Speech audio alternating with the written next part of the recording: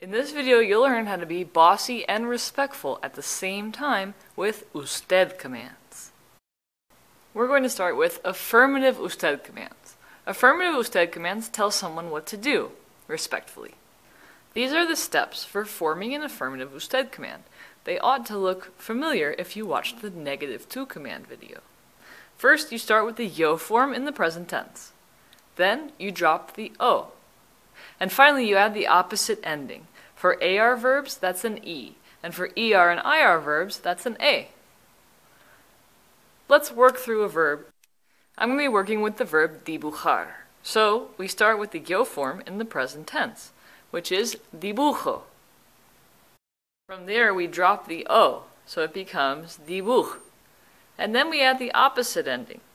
Since dibujar is an AR verb, we add an E to make dibuje. The word dibuje does not have an accent, and that's how we know it's different from the preterite form. It's very important to follow these 3 steps exactly, because if you don't, you're going to end up with the wrong answer, especially if you have a go verb, because go verbs have irregular yo forms. Let's look at the verb venir. We start with yo in the present tense, which is vengo. Then we drop the o to get veng. And then we add the opposite ending, and since venir is an IR verb, that's an A. The final result is venga. And that's the affirmative usted form. Now it's time for pronouns. Pronouns in the affirmative usted are just like pronouns in the affirmative tu. They get attached to the end of the command. And when you have a pronoun, you need to put an accent on the originally emphasized syllable. Let's look at some examples. We have hábleme, póngaselo, and pruébela. Let's start with hábleme. The affirmative usted form is hable, but I want to say talk to me, so I put me at the end. The original emphasis is on the a in hable, so we want to keep it hable instead of hábleme. That's why I have an accent over the a. Then we have póngaselo. Póngaselo means like put it on, like you're trying something on.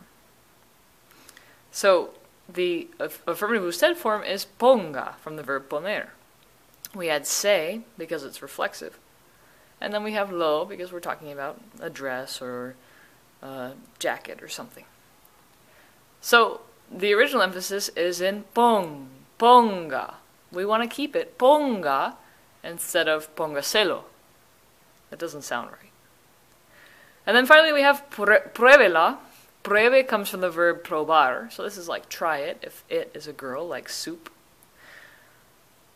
The original emphasis is on pruebe, so we want to keep the accent on the E. Pruébela instead of pruébela. So then we also have negative usted commands. And negative usted commands tell somebody what not to do, respectfully. To form a negative usted command, all you do is put a no in front of the affirmative usted command. It's as easy as it sounds. Here are some examples of affirmative and negative usted commands. The first one is diga la receta, which is like tell the recipe. But then all you have to do to make that negative is say no diga. The second one, toque el perro, is touch the dog. But to make it negative, you just say no toque el perro. And then finally down here I have escriba las instrucciones. To make that negative, you just say no escriba las instrucciones. For negative usted commands, pronouns work like this. You put the pronouns in between the no and the command. Remember to put the indirect object pronoun before the direct object pronoun. The examples I have for you are right down here. No lo toque, that's don't touch it, it being a dog. No las escriba, that's don't write it, it being instructions. And no me la diga is don't tell me it, or don't tell it to me, it being a recipe. You can see that all of them have the pronoun in between the no and the command. And at the last one we have an indirect object pronoun before a direct object pronoun.